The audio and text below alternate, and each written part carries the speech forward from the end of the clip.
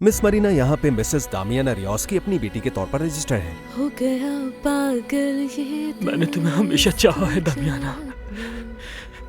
Please बताओ तुम्हारी तरफ से हाँ है, क्योंकि मैं हमेशा तुम्हारे साथ रहना चाहता हूँ, हमेशा।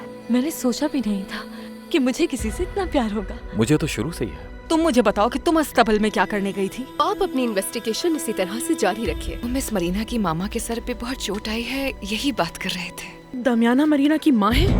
मैं मरीना से शादी करने वाला हूँ और कोई भी हमें अलग नहीं कर सकता। उसने शादी नहीं की, इसलिए दामियाना को सबने बुरी औरत के तौर पे बदनाम कर दिया। मरीना और तुम्हारे ब्रेकअप के बारे में देखो, तुम मुझसे कुछ नहीं छुपा सकते। मैं आपसे लास्ट टाइम रिक्वेस्ट कर रहा हूँ, हमारे मामले से दूर रहिए।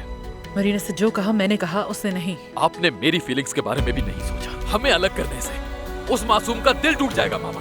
आज की बात मुझे आपकी कोई बात नहीं सुननी। कैसे